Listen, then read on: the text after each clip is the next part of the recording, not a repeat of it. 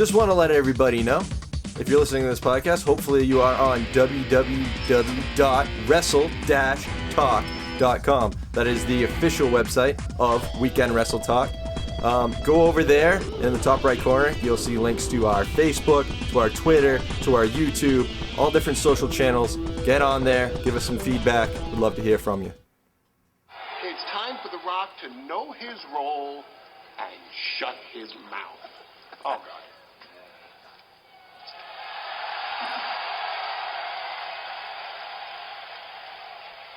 This isn't going to end well. You guys, think you're pretty clever, right?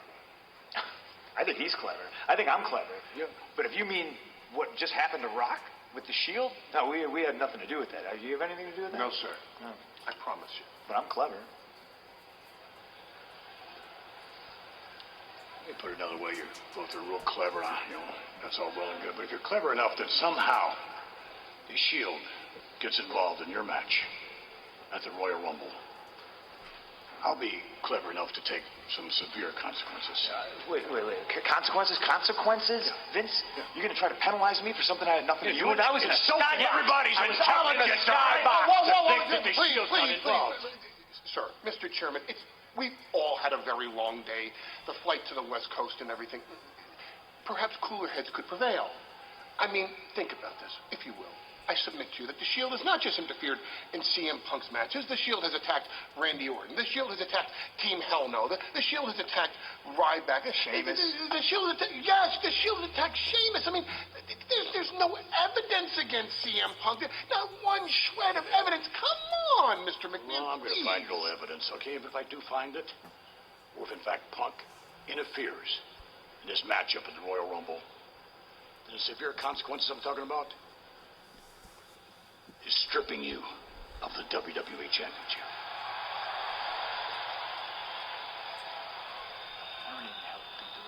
I warned you about him. Well, that was Vince McMahon telling CM Punk what's going to happen to him just in a few hours at the Royal Rumble. Welcome, everyone, to the first podcast with Steve and Ben. Hello. And it's called Weekend Wrestle Talk. Here we go, getting right into it. Ben. It needs to be said, your dog just farted. But go ahead.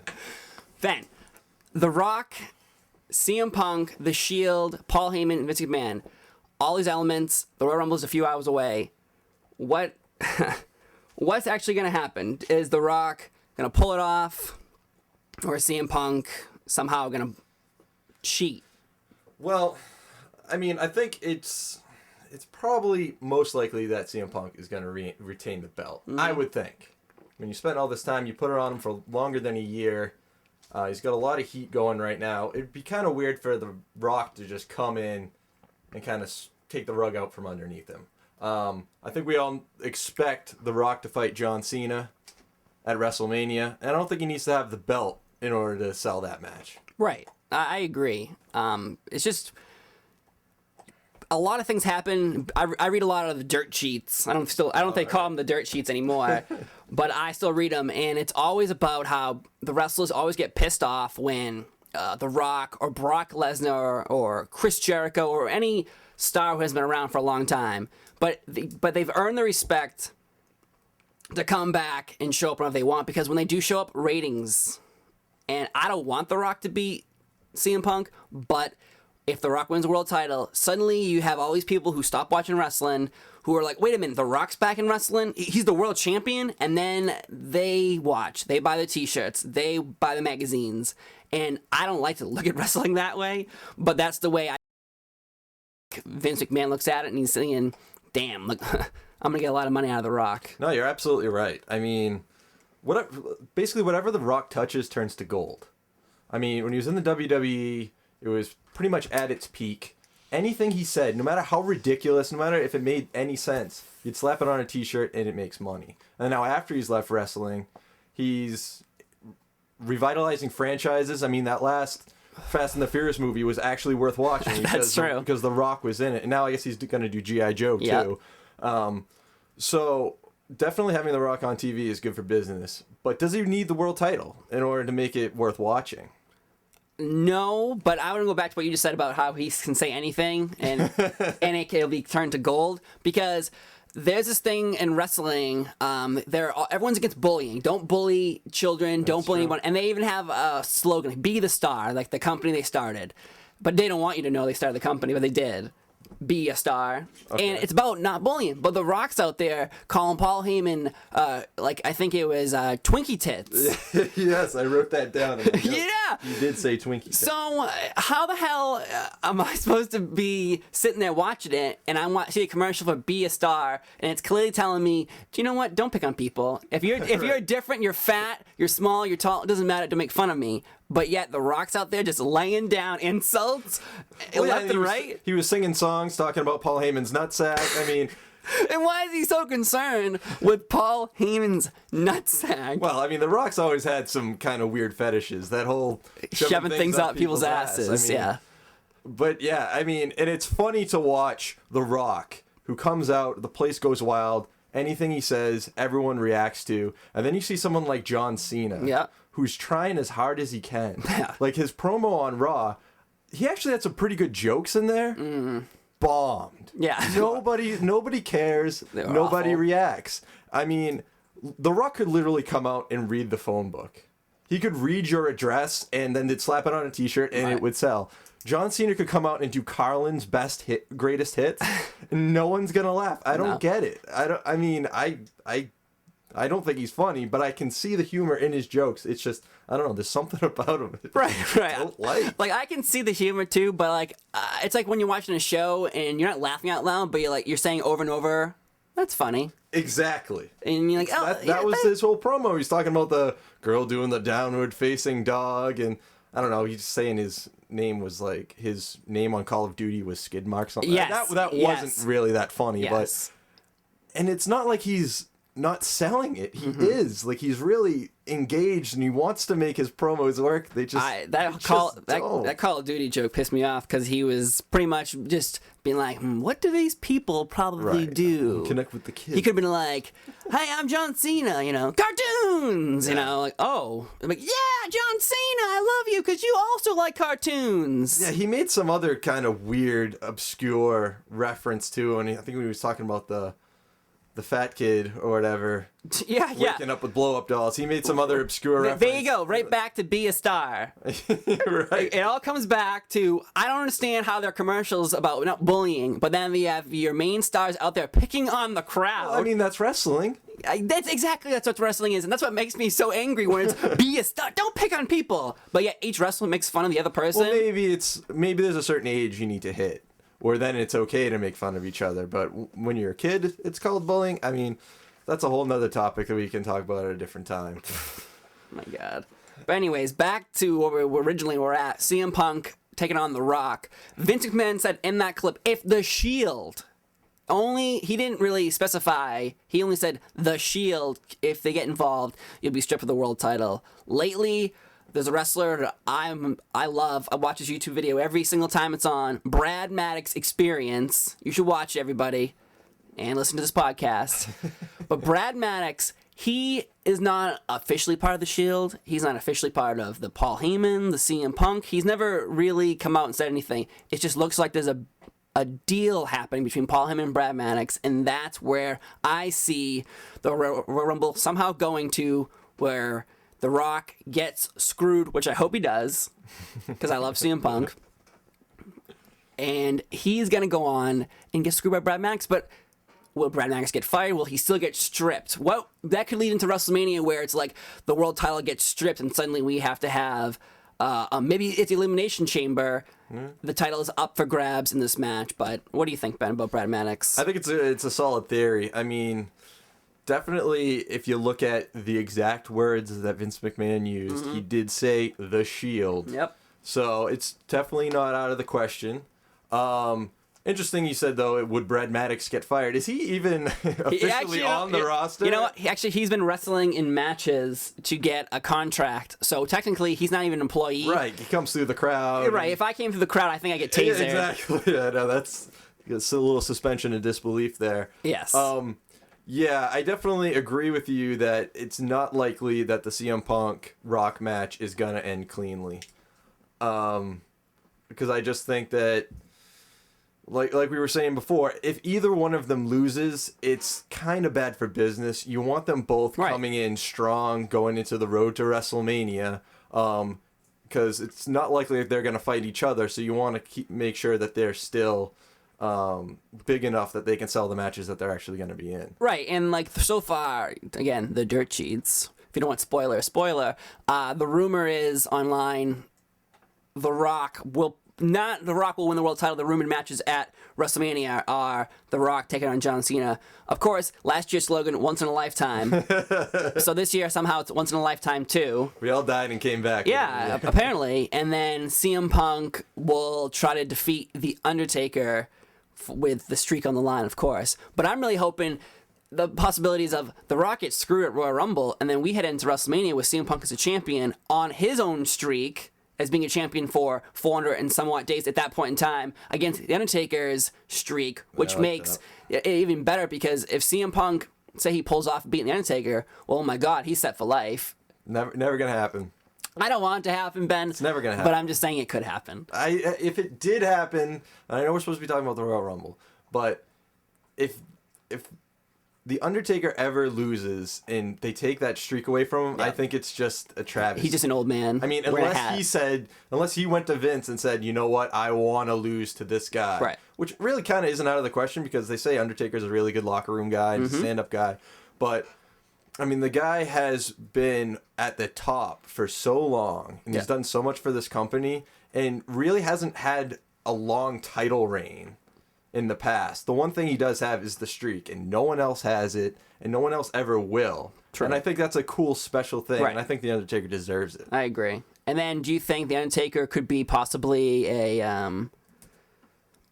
maybe a secret surprise entrant into the Royal Rumble? I was just looking at a list of possible secret entrants, and he was definitely on there. He was. I mean, you can't really have WrestleMania without The Undertaker. Right, but you can have the Royal Rumble without The Undertaker. But the Royal Rumble is the beginning of the road to WrestleMania. Yep. So, yeah, why not have him come and make a splash and set up whatever the story is for whoever he fights, whether it be CM Punk or be someone else. I think it's totally possible. All right, well, let's throw your prediction right now. Brock, CM Punk match. I say CM Punk wins. Ooh, I really want CM Punk to win. Like, I really, really, really want him to win. But, like, I just have this awful feeling, like, The Rock's going to win. But at the same time, like, I feel like they would say they want me, the universe, the Vince McMahons, they want me to think that, oh, well, obviously The Rock will win. But then somehow CM Punk wins. All right, I'm going with CM Punk. I'm staying to my gut. But is it pinfall? Is it Brad Maddox? Well, yeah, I think a screw job. Brad Maddox. That is a good prediction. That's probably what's going to end up happening. Yeah. Like I said, I doubt it's going to be a clean finish. But I think at the end of the day, CM Punk is still your WWE champion. Okay. Well, let's start with Monday Night Raw now, because it started off with Vicky Guerrero and Paul Heyman coming down together. First of all, they hate each other, and now they're together, and the fans are chanting "Walrus" at Paul Heyman. Can I just say, Paul Heyman is gold. Yes. Like, it's great that he is back. There's few guys who can work a mic and work a crowd as good One of my as favorites. Paul Heyman can, and it's great to see him around after a long absence. And I will also say, as much as I can't stand Vicky Guerrero, "Excuse me" is a fantastic catchphrase. Yes. It always gets a reaction. Always. And yeah, she does a great job of making me hate her. So, go ahead. That is true. And she has lost a lot of weight, though. Yeah, I know. I follow her on Twitter, and she talks about going to the gym all the time. It's pretty good. Well. So, anyways, they ban The Rock, and then we go to backstage area, of course, where the cameraman suddenly is always around, even though it doesn't make any sense. There's The Rock, and he's bad-mouthing 3 cops, talking to him about how he's got to get in there, and the cops are just like, are you serious, dude? But those were some small, dinky cops. Small? Yeah. Well, yeah. The Rock's a big dude. He is a big dude. And, I would assume if you're trying to hold back The Rock, you would hire some guys who can actually handle him. I'm going to go out on a limb here, Steve. I bet they weren't actual police officers. I don't believe you. But the best part about this whole scenario is it's just ridiculous how wrestling sometimes works. I love wrestling, but I love somehow how it's strange and doesn't make any sense where The Rock, suddenly the cops tells him that he has a ticket. His family's in the crowd. Oh, yeah. And The Rock's like, whoa. Gets an idea. He's like an idea. And so suddenly, about like an hour later into Raw, The Rock shows up to, interrupt Paul Heyman talking, and he has a ticket. Right. But yet his music plays, the lights are moving around. Well, Heyman even said that. He's like, oh, just because you have a ticket doesn't mean you could be in the ring. Right. And Paul Heyman said that. I couldn't believe he said that. Because it's what we were all thinking. Yes. It's like, thank you. And you think every other wrestling like superstar would just be like, well, it's The Rock, so I'm not gonna, shit on top of him. And then there's Paul Heyman being like, how the hell did you get an entrance? Your music? It's like, wait, is that a water? Did they just, like oil you up back there? Yeah, but then that's when he called him Twinkie Tits and kicked him out of the ring. Yes, again. And I think for the most part, that as far as a Rock promo goes, it's a little lackluster, don't you think? Lately, to be honest with you, I don't know, maybe because I'm older, but swear to God, I see him and he's talking about the same crap he was talking about 10 years ago, and I'm no longer entertained. Maybe I'm not a child anymore, but that's really like, Rock. Oof. I mean, it was still good. It was still better than that John Cena promo. Right. But, yeah, I kind of expected a bigger reaction out of the crowd, and, I guess it's a skill like anything else. Maybe he's a little rusty. He's, not doing it full time anymore, but man, the reaction he gets still to this day. Oh, it's incredible. Yeah, gotta love The Rock.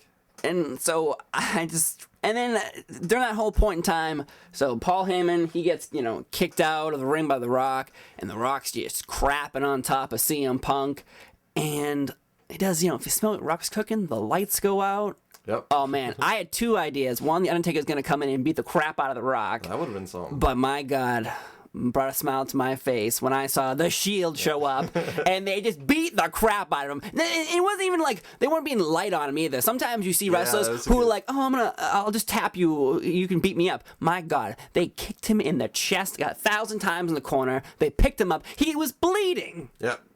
Right, like we were talking about, did he bite his lip? Who knows? But yeah, the Shield definitely does a good job of that pack mentality that they always say. I love the Shield. They're a really good group. And like I always like to do with these groups, I like to try to predict who's going to be the breakout star. Yeah. Roman Reigns. I like Roman Reigns. Yeah? Yeah. He's got a good look. He's a good worker. Yeah. And I just think he's the standout star. So mark it down, ladies and gentlemen. It's what? The 26th of January? That's right. Ben says Roman Reigns, breakout star from the Shield. Oh, my. I'm going to go with I'll play your little game, Ben. So Roman Reigns will become the first star because of his size. Yeah. But Dean Ambrose, it'll take him a long time, like how CM Punk struggled for like 6 years before becoming what he is now. He will struggle.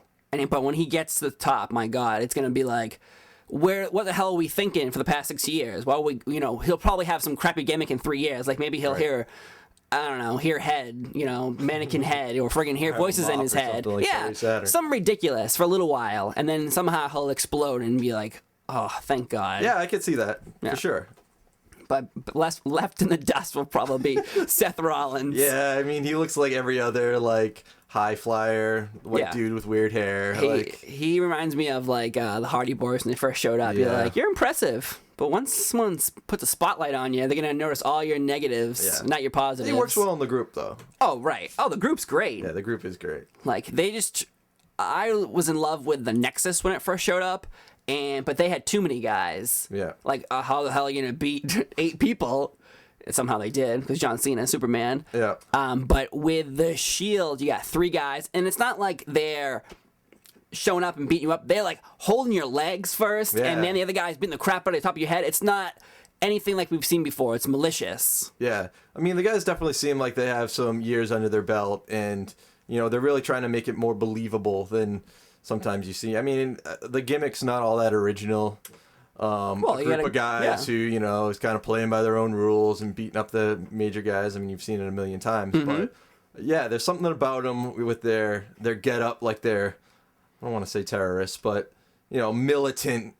Right. underground, coming through the crowd, doing their like cool little videos. Yes. Like, yeah, it's a good gimmick for sure. And then I was reading a long time ago when they first showed up, they are called the Shield because the movie The Avengers Right. has the Shield in it. So I think they were thinking we can associate, this great group with a movie called, The Avengers. So they Wouldn't be the first time that do the wrestling gimmick's been influenced by movies. Do you remember that poor wrestler Paul Burchill who had to dress up as Jack Sparrow, but they didn't call him Jack Sparrow? Right.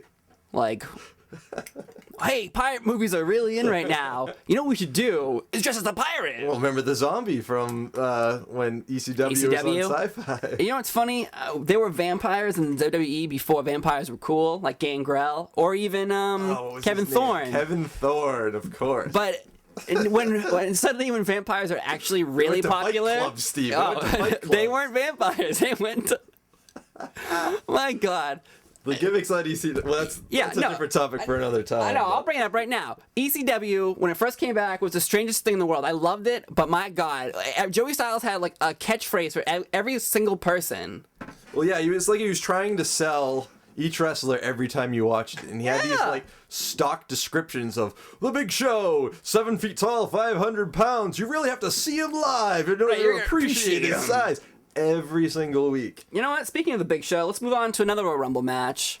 Big Show just lost his heavyweight championship a couple weeks ago to Alberto Del Rio, who just turned good guy face. Yeah. I just wanted to say, I like how he turned from I'm Mexican and I'm rich to I'm just Mexican. No longer does he own a bunch of cars. No. And he's got the new tights now with the Mexican flag on. Yep. Oh, and then, you know what's funny? It's Christmas Eve. I'm watching Monday Night Raw, and he ran over Santa Claus. I did, yeah. And then a week later, he's a good guy? Yeah. You know what? I'll tell you what. If anyone runs over Santa Claus, I don't think he's ever going to be a good Funny guy. little angle with like Cena going for Santa, Yeah. like leading the charge. That was. I liked how the But anyway. I liked how the good guys and the bad guys were hanging out. Yeah. But They all came together. yeah, for Santa. Always for Santa. But yeah, so you have the Big Show. He's trying to get his title back against Alberto Del Rio in another last man standing match. And that was about 2 weeks ago when Del Rio beat him in also a last man standing match. But again, how I love wrestling so much, but yet sometimes it's ridiculous. Del Rio won by tipping the table over on the Big Show. Right. But sometimes in wrestling, things are heavier one day and lighter the next. And I've seen wrestlers like tear that thing apart. Like I've seen him just rip off the top and push it over. But Del Rio, it took him like every ounce of strength inside him to just push it over. It's true. And He sold it well though. that's what made it awesome. I was like, I guess I watch so much wrestling where I can just look at it and you're like, okay, well, that's Well, yeah. Come on. But I love wrestling so much so where I can enjoy the disbelief. And when he did that, I was so happy because I hate the Big Show. Do you? I have, you know what? I liked him once when he was with Jericho, when they were Jericho. Yeah, that was good. That was the only time, and that's what made him even more. He lost a lot of weight. He wasn't spitting when he talked. I like the Big Show as a heel. Mm-hmm. When you try to make him a babyface, it's kind of ridiculous. How can he lose? He Exactly. And just basic ring psychology, your babyface usually is getting beat up for the majority of the match. Yes. So how can you have anyone dominate the Big Show other than like maybe Mark Henry Right, the Great Khali? But Yes. the Great Khali. I thought the promo he cut after he's totally squashed Zack Ryder, where he started counting and everyone was doing the what. Oh yeah. And then he just said, "You're gonna what me?" Yeah, and yeah. like threw down the mic. I love it. I think the Big Show, I mean, he's got big man curse. Like I said, it's really hard to be a big man and have believable competition come up against you all the time. Hey, he's huge. I mean, in the modern like era of wrestling that we have, it's just not possible. Like back in the day where the majority of matches were just job matches, and then it would just build up to the pay-per-view when he'd finally fight someone worth fighting. Right. Big Show would probably be the best. Right. If he was around like in 1990, 1992, he'd be huge. But, I mean, you can't put up consistent competition against him. But I do like him as a heel. I think he does have a good personality. He's good on the mic. I've heard him do interviews and stuff on radio. He's a funny guy. All right. But he's kind of pigeonholed into I'm the big guy, which it's limiting. You can't do anything else. Right. But I like him. I like him as a bad guy, and I think some of the matches he was doing with Mark Henry were fantastic. You really kind of appreciate what kind of an athlete he really is. I guarantee you, Steve, I bet he could beat you in a foot race. The Big Show? He's 3 times your size, and I bet he could beat you in every track and field. If he has good cardio, maybe. Well, that's why he does a lot of sleeper holds and bear hugs. Well, yeah, it's a big dude. But I don't know. Like, my favorite Big Show moment, and it's not a good Big Show moment, it's when his father actually passed away, and the big boss man showed up, and he's just, yelling at him, and he's in a megaphone because he somehow stole the Blues Brothers mobile. Yeah, he did. Where did he get that from? I don't know. And he shows up at a funeral, and he's like, Big Show Daddy! Big Show Daddy! Wah! Wah! And the Big Show, goes to attack him, and somehow, if you watch the video online, go to YouTube and type it up, he somehow, slips, and then the Big Boss Man has enough time to take a chain. Yeah, and his whole family runs over to check on the Big Show. Who's wearing a leather outfit, leather pants, leather jacket, like a black t-shirt, sunglasses. He's still got the long hair. This is like his first title reign, wasn't it? Yeah. He just won the title a month ago. So, of course, they picked the Big Boss Man to fight him. Hey, you're the champ. You should fight the Big Boss Man. Yeah, that title reign was really... forgettable. Yeah, really. I mean, he was he would never get past 9 o'clock. Yep. It was a mid-card match was your world champion. It was... Well, he was awful. Well, I mean... It was... Well, let me tell me a story about the funeral, Ben. Yeah, well...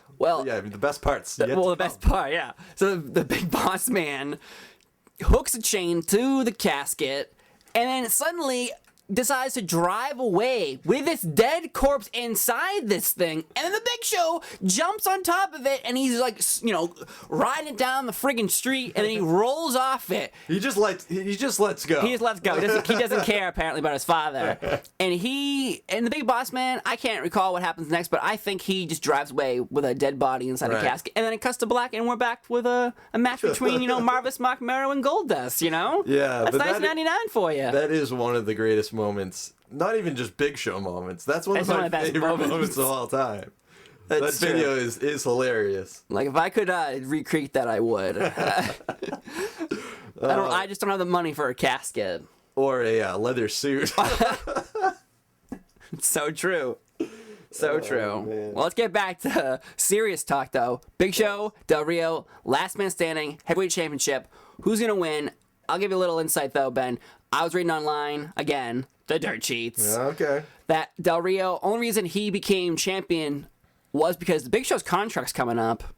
And they were pretty much, he's playing hardball with them. And they were like, oh, you want to play hardball with us? Well, guess what? You won't be champion. Okay. And Del Rio, Rey Mysterio, he can't be counted on as their top Latino athlete anymore because he has such bad knee problems. Yeah. So Del Rio is looked at as, okay, well, you're going to turn into a good guy. Well, yeah. And you're going to be our main Latino wrestler. And you're getting the championship. I definitely noticed more of a lucha libre style last week too. He did the Hurricane Rana off the top, I know, which Jerry Lawler called a head scissors takeover. I know, they know the moves. And then he did a moonsault, which he completely missed. But like I said, he's kind of adopting more of a high flyer type Latino style, so that kind of makes sense with what you were reading. So yeah, the Big Show and Alberto Del Rio fight in the Royal Rumble, and we just mentioned a second ago about how Alberto Del Rio fought Peabody's own, Matt Bloom, not the A-Train, not Prince Albert, but Tensai. He used to be Lord Tensai. I feel bad for that guy because he was in Japan kicking ass. I think it was Bernard. Yeah. And then suddenly he comes here, and I don't feel bad for him. I've met the man. I didn't much care for him. But yeah, I mean, the A-Train's never really been much of anything. I could see how he'd be big in Japan because he's big. But it's like he could be like, they just took the tag team division and created it, and he couldn't team up with Yoshitatsu. They could be like, hey, I'm Japanese and you're not. Yeah. Somehow Tensai. Again, I mean, it's the big man curse. That's true. Who's he going to fight? He can fight the Big Show. Yeah. Yeah, It might not be that bad, actually. But, yeah. So, Del Rio, I think Del Rio wins that match. Yeah, definitely Del Rio wins that match. Yep. Let's go on to one of my favorite segments that happened on Monday Night Raw. Well, it wasn't favorite, but it was definitely one of the most memorable ones, was Team Hell No graduating from anger management. And I gotta tell you, Dr. Shelby... He got a chick going. Like, that guy, he appeared out of nowhere months ago, and I was like, what are these segments? And then they were hilarious, and now he's around. Like, is he gonna become a manager of some sorts? And the Team Hell No defending the tag titles against the Rhodes Scholars.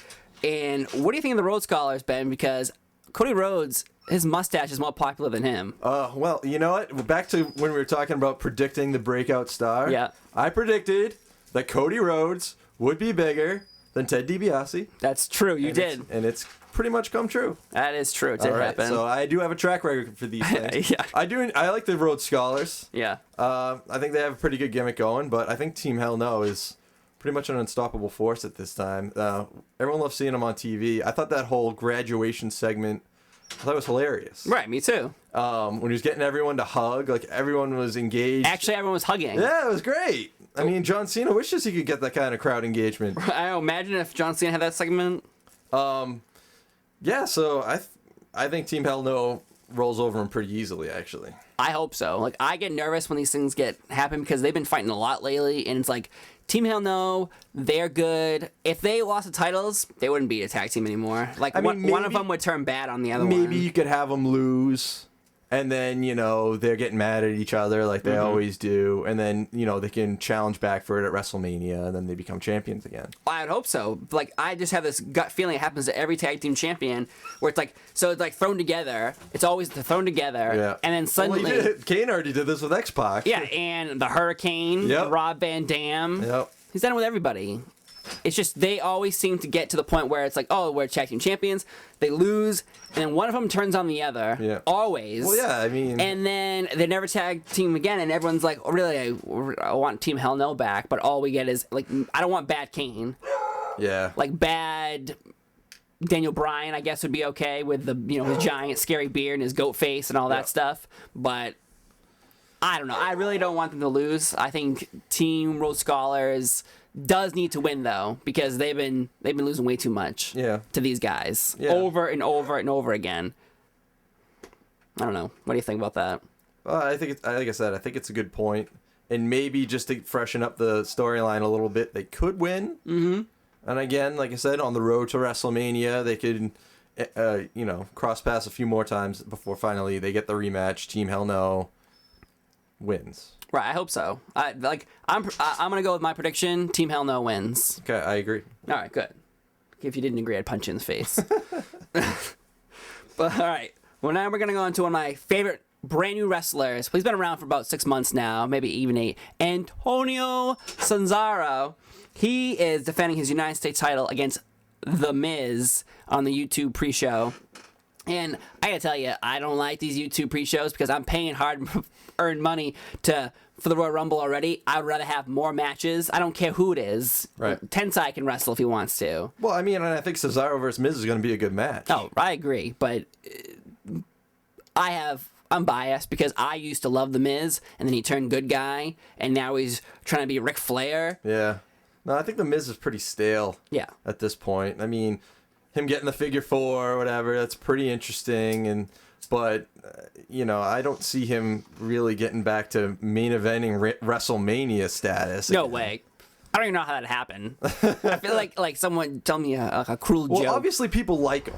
Yeah. If Ric Flair's giving him the figure 4, he must be well liked in the locker room and with the WWE brass. True. So he is in the new movie coming out, The Marine 3, The Miz.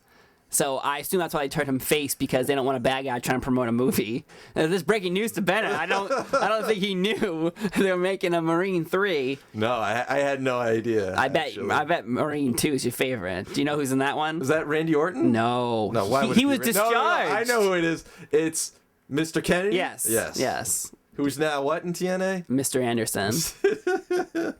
From The Matrix. We got to talk about TNA at all? I don't want to. All right, I will say one thing. Yeah. Aces and Eights. Yep. I can't stand them. No.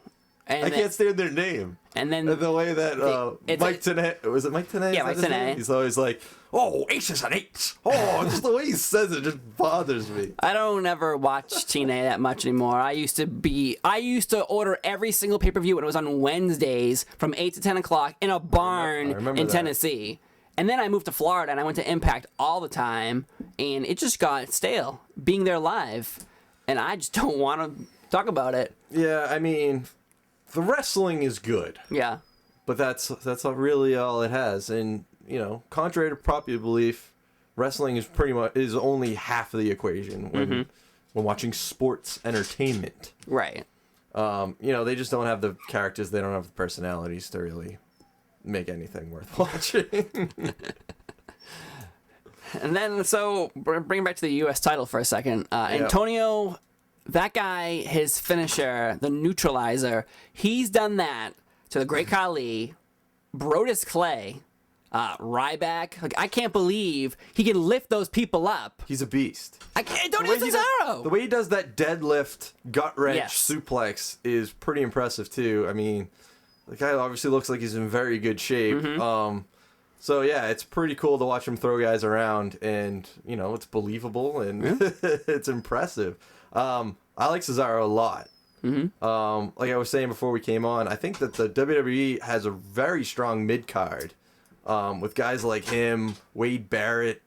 Right, they only have like 6 guys. That's what my problem is with mid-card, is it's like, yeah, like you said, like, you got Wade Barrett, you got like The Miz, Antonio, Kofi Kingston. Who I don't like.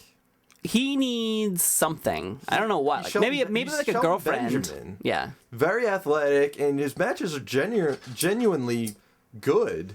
But I'm not invested in him as a character. I don't really care if he wins or not. No. All right, who's gonna win the U.S. title match? I think Cesaro. He better win it. Yeah, definitely. My God. And I like his new gimmick where he's like, I like America, but I don't like Americans. I love how his tights have the American flag on it now. Yeah. Like, I'm waiting for, like, someone to show up and just beat the crap, like Hacksaw Jim Duggan, you know? But, you know. And then let's go back to Raw, where the big theme of the night was the Beat the Clock challenge. Right. And to choose what number you wanted at the Royal Rumble. And obviously, everyone would choose 30. Of course. So, the matches, of course, Randy Orton beat Antonio in the first match, which was great. That was a great match. So, Randy Orton started off the night with, you know, I think it was like 10-18. So everyone, you know, the point of the Beat the Clock is, you know, beat that number. Right. What did you think? Did Antonio's U.S. champion, and he's just losing cleanly to Randy Orton? Like, how does that hurt him? Is it just because it's Randy Orton, so you just accept it? I think you kind of give him a pass. Randy Orton is tough. Multi-champion. Yeah. He's the legend killer. Yeah. You know, he's headlined a lot of pay-per-views in his day. Yep. Cesaro still, I mean, he hasn't even really been here for a year yet, right? So I think it's definitely believable that he lose to Randy Orton. I don't really think it hurts him all that much. All right. And then the next match was one of your favorites. Of course. Dolph Ziggler, Mr. Money in the Bank. He beat The Miz, and he beat him faster than Randy Orton, and so he was the new Beat the Clock Challenge champion. So he was going to choose which entry he wanted to be in the Royal Rumble. What do you think of that match? Because Dolph Ziggler's out there now with the beautiful AJ. Yeah, I didn't know if I could like Dolph Ziggler any more than I already did. Yeah. And now that he has AJ coming down the ring with him, you know. It's a perfect world. I'm a big fan of them, too. And Big Langston there. Yep. Yeah, it's a good addition. I think he's got a solid little group there. You know, and I like what they're doing with Dolph Ziggler. He's obviously a very good talent. He's over. You see his shirts in the crowd and everything. Yeah. But they're not pushing him too hard yet. Yeah. It's kind of a slow burn. And I think eventually he's finally going to be champion and he's going to have a good run. He reminds me of Edge in 2004 when he was in a relationship with Lita in real life, and then Matt Hardy got fired because of it. Yeah. Because Edge was suddenly on fire. Yeah. And he had the hot girl with him. and he was doing things like the live sex celebration and these things that It was the R-rated rated R superstar. Rated R superstar. So like you look at that stuff and you're like, wow, he had a good run. Look at Edge's career. Now Dolph Ziggler's at the beginning of that. 6 years from now, John Cena who will be like, Dolph Ziggler, man, is the man. Yeah, no, I agree. In the ring, he's great. He makes everybody else look good, and his matches are always pretty much the best on the card. And I think he does have a pretty solid personality outside of the ring too, and on the mic. He's gotten a lot better on the mic in the past month. I think he just needs to mature. I think he has confidence. Usually when a character comes in, they're very over the top. They're very gimmicky. Do you remember when he first showed up? He used to go up to people and shake their hand. Yeah. And say, "Hi, I'm Dolph Ziggler." But then, that only works for so long, and then you need to kind of become a three-dimensional character. And that's unfortunately where some people fall off. I mean, like Kofi Kingston. Kofi Kingston has one dimension. He's the Wildcat. Yeah, I mean, it used to be that he was Jamaican, and now then he wasn't Jamaican. Now he's not. So now he's even less interesting. Yeah. But I think Ziggler nice guy. Is developing a really solid character to be a top-level guy. I agree. And especially with AJ. Yeah, I mean, and she is, on top of being beautiful, she's fantastic. I mean, when she was the general manager for a while, I mean, that was good TV. Oh, yeah. And the thing was, men are watching the show. I know children are watching it, but men are the guys who have the money, who can buy the T-shirts on their own, who can go to events on their own. They're the ones. I'm the one throwing out the money for tickets. These children are begging their parents. Right, but you don't think 11 and 12-year-olds think she's cute too? Of course they do. I bet $1 million to one. Those girls are the children. They remember when they're adults, being like, I remember when I was the first girl that I ever, to. Yeah, well, hell yeah. All right? Sable. I'll tell you right now. Sonny. Sable. There you go. I was a big Sonny fan. So that's what I'm talking about, where these hot women, she was the general manager, and I'll tell you what, she wasn't the general manager because she was smart. She was the most over character at that point in time. Yep. She was involved with CM Punk, dating CM Punk. Daniel Bryan and her just were going to get married, exploded in his face. So like, she started using the yes chant as her own chant. No, and she's genuinely good. That was like 6 months ago, but I feel like I love them together, Dolph Ziggler and her, but at the same time, she's now overshadowed because they're not working so much as a team, they're working as individuals. That's what I've noticed in this group so far. Usually you have stables like the Shield who are all, not one of them is trying to like step on the other one's toes. Yeah. Dolph Ziggler and AJ, like in Big E, it's like they're all doing their own thing, but they're out there together, so it seems like, oh, well, they are together, but not one person's working together. Yeah, I could see that. Because they're brand new, and each one of them, Dolph Ziggler does it. He's going places he's never been before. He's just at a place where he doesn't even know what the hell's going to happen next. So you have to look out for yourself. Yeah. AJ's not going to help you in 2 years when your leg's broken and you you can't get the world title. Yeah, I think that like you said, they're two big personalities, two big characters who just happen to be working together right now. That's true. Well, there we go. Dolph Ziggler, the Dolph Ziggler rant. Yeah, and well, all right, I guess we'll get to that. Go ahead. All right, let's move on then. Now we move on to the last Beat the Clock challenge match. Sheamus versus Wade Barrett. These two, my favorite to fight each other because they are not babies. They're not in there like, I see a Kofi Kingston move sometimes like off the top rope, and it's like, it looks like a pillow landed on somebody. I don't know if he's so good at what he does or he just lands like barely anything, but my God, I'm looking at these two and they're dropping elbows in each other's faces and their forearms, and they don't care, and that's what makes them to such a rare thing in these days because all you see is, I think it's like a cookie cutter. Oh, you're young, you're handsome, you have muscles, you'll be a wrestler. Yeah. No, I agree with you, and I think that was a really good match for, like you said, they looked like they were really going at it. Wade Barrett dumped Sheamus over the top rope, which I thought was a really good move. I mean, Sheamus just went to run off the ropes, and it seemed like Wade Barrett just ran after him and knocked him out. And it looked pretty intense and pretty believable. And then, like you said, Wade Barrett dropped a great elbow off the second rope. Yeah.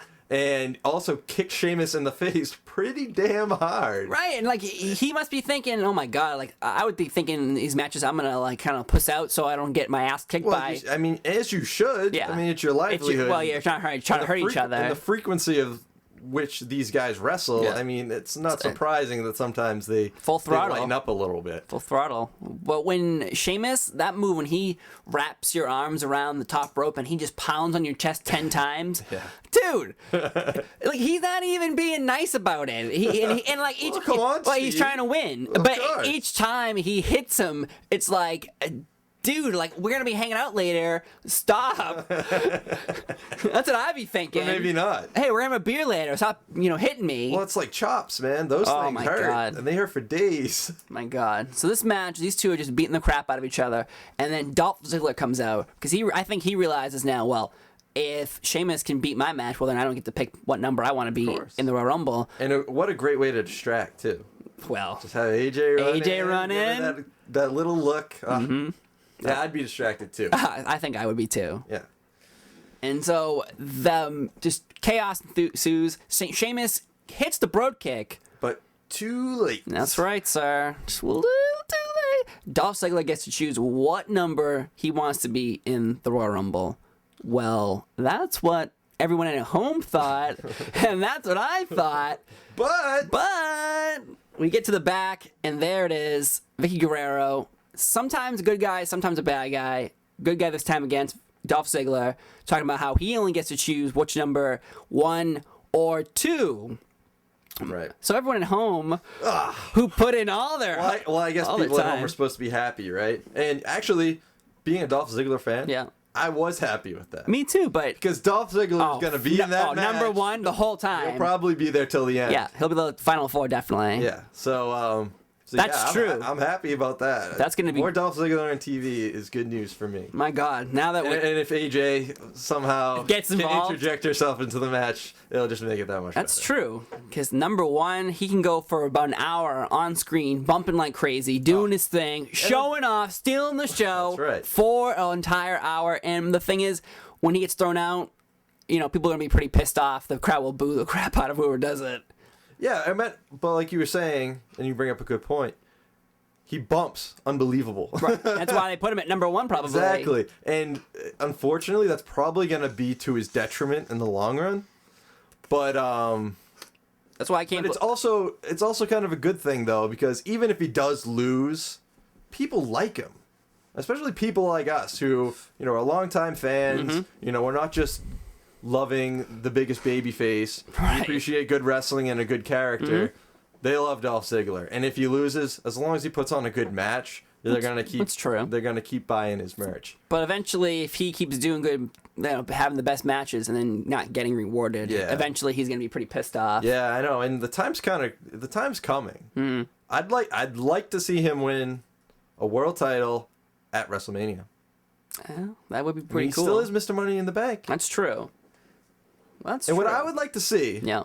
and to my knowledge, I will admit, there were some times where I was not an avid wrestling fan. Mm-hmm. So, what I would like to see is someone who's holding the Money in the Bank briefcase Yep. get a legitimate shot at the world title, Yep. lose, but then cash it in right away and have his rematch right then and there. So, So you, essentially, you have to, if you're the champion Yeah. going up against the Money in the Bank holder, you actually have to win 2 matches. You could even say it beforehand. so wait, you win Money in the Bank, Correct. and then you cash in that No, you don't cash it in. Okay. You acquire another number 1 contender. So say that Dolph Ziggler wins Royal Rumble. Yep. He has a shot at the world title, not using his Money in the Bank. True. But he kind of has it as an extra life. Mm-hmm. That'd be pretty interesting. It'd be pretty interesting. I do like that. But I don't think I will say I don't think Dolph Ziggler's going to win the Royal Rumble. Well, it's funny you said that because Edge did do exactly what you just said. See, I knew it. Can't stop me. How'd you let me just go on like that? Well, I wanted to hear what you had to say. All right. All right. Like I said, I did not watch. Well, Royal Dolph Ziggler is number 1. That brings into the Royal Rumble conversation right now. The road to WrestleMania starts at the Royal Rumble. 30 men. Can't wait. The Royal Rumble always gets me excited because you never know who's going to come out. Right. And then I'm always sitting there like, oh, it's gonna be, and then someone comes out like Booker T. We went to the Royal Rumble 2011. Yep. Booker T shows up and Big Daddy Cool showed up, dude. My God, I screamed like a little girl. I've never really been a huge Booker T fan, but when he came out that night, I was definitely into it. Yeah. He did the spinneroonie, and everyone went wild. So, yeah, there will definitely be some surprise entrants. I have a list here of prospective surprise entrants, if you would care to go through it, Steve, or if you don't want to get spoiled. Well, you have to warn people. I could select a few. Maybe pick a few obvious ones where you don't ruin it for the listeners. All right. Well, a few obvious ones. Well, I don't know what would be obvious. Yeah. Although I guess they ranked it here medium, high. Yeah, I would low. say some obvious All right, ones. so a highly likely. I can probably guess them. All right, go ahead. Brock Lesnar. Brock Lesnar's on the list, but he is a medium to low. Oh, because he has not a lot of dates left. You're right. His contract has him appearing in 3 matches. Yeah, WrestleMania's the last one. So, I don't know if the Royal Rumble would count. That's true. Who knows how they structured the deal? All right, do you have any other guesses? The Undertaker. The Undertaker. Yes. Medium to high likeliness. Yeah. And I think, like we were talking before, it would make sense for him to show up. I can guess a few more, but then I ruin for people on the podcast. What's that? I could probably ruin a lot if I guessed like hardcore. Well, The Road Dogg Jesse James. really? Why? Why? Yeah. Because him and Billy Gunn have been showing up a lot lately. Well, yeah, Billy Gunn is on the list. Yeah, of course he is. Shelton Benjamin, Shelton Benjamin. Likeliness high. MVP. I don't see MVP. Tommy Dreamer. I don't see Tommy Dreamer. but Really? That probably would I happen. bet DDP shows up. Oh, That's a guess of my own. interesting. He's also not on the list. One Mr. John Morrison. Really? Medium likeliness. Ooh, I would love to see Jomo. Yeah, see, again, John Morrison, great wrestler, 0 personality. Can't talk. No. He needs Melina. Yeah. Oh, Melina. I was a fan of Molina. But heading to a Rumble, man, you only have there's 30 guys, but there's only probably like 5 guys who actually could win it. Everybody else is just there to fill up the time. Yoshitatsu was going to win. You don't? My God, man. I'm going for the 3MB. Ugh. The newest thing. Yeah, I hate that. Oh, my God, dude. It's the best. No, it's not. It's the best. And Zack Ryder really needs to go away. he needs to go away and come back as the same thing he was, but it'll be fresh. Yeah. But there's only like 5 guys, so I'm going to throw them up there for you right now. Number 1, people probably think this could happen. John Cena. Sure. He's in it, but I want to go to someone who is not a surprise entrant, but I think who could possibly win, Randy Orton. Sure. Because he is a big star, and I assume Sheamus somehow gets the heavyweight championship between now and WrestleMania, Elimination Chamber, and he's going to fight Randy Orton. So Randy Orton could go to WrestleMania. John Cena doesn't need to win the Royal Rumble and say The Rock does beat CM Punk for the world title. There's no reason. You can have a world title match. That's freaking crazy. Like, oh, you're up in the, the ante, but I can understand it just being like, I don't know what could be on the line. Something crazy. At the end of the day, not really. I mean, say The Rock does go in champion WrestleMania. Do you really think he's going to win and retain the title? No, if he wins, then who's he going to lose it to? If he wins the world title at Royal Rumble, he's going to lose it at WrestleMania to John Cena. So I think maybe you just don't, that's probably not going to happen. But John Cena could get his revenge, and so because last year he lost, and this year he wins, and beats him for the world title. Yeah, maybe. So that could be a big thing for you. Right. And then Sheamus is in it, but Sheamus won last year, so I really don't know. I don't think he'd win 2 years in a row because he's got nothing going on for him right now, which is sad because he was like world champion for a long time, heavyweight champion on SmackDown, and now he's just fighting like jobbers, 3MB, and random people. Steve, has anyone ever won the Royal Rumble back-to-back? Yes. Who? You want to know everybody? Oh, yes, I do. Hulk Hogan. Yep. 1990, 1991. Yep. Shawn Michaels, 95, 96. And Stone Cold, 97, 98. Wow. So it's a good thing I didn't have that on our Stump Steve segment. Oh. Because you would have gotten it. Well, try to stump me right now, because I know plenty of things about the Royal Rumble. You want to move on to the Stump Steve Stump right me now? right now. All right. I have 5 questions here. that I got from Royal Rumble History blog. Little plug. All right.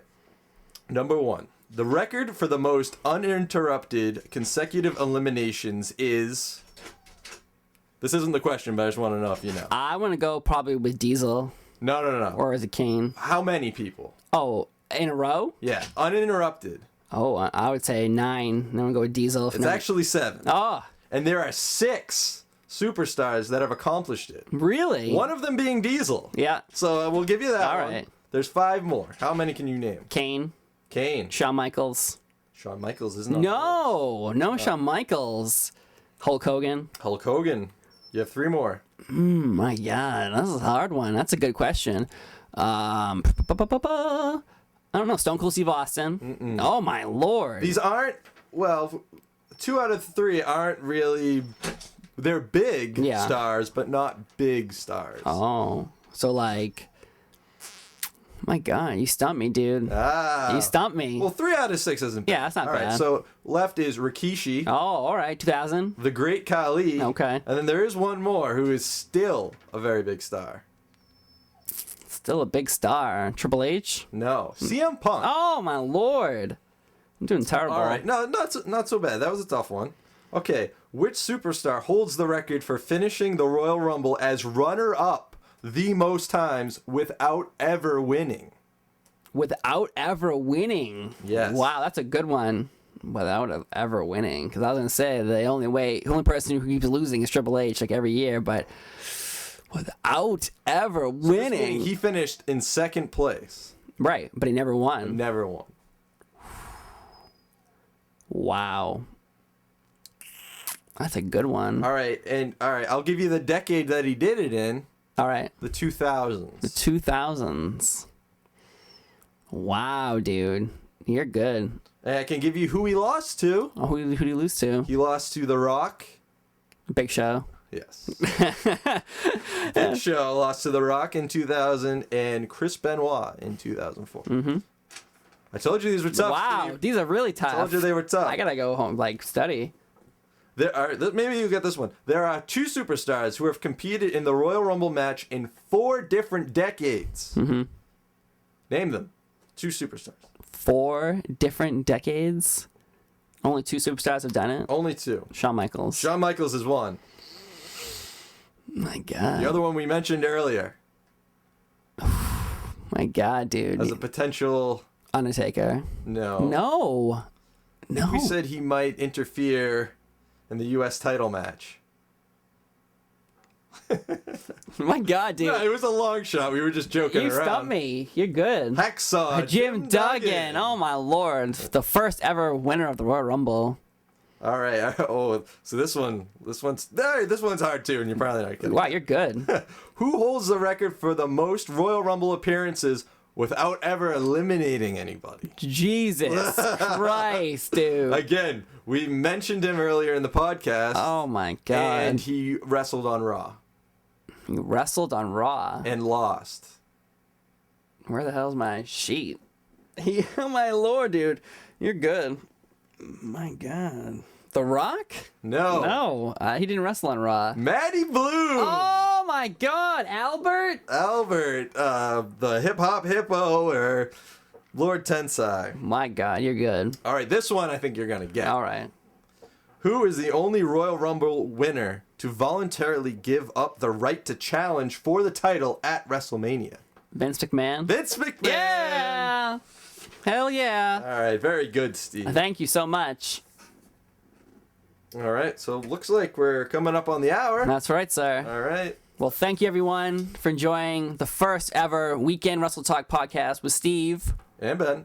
So have a good Royal Rumble. I'm going to throw it out right now. We had a pool earlier.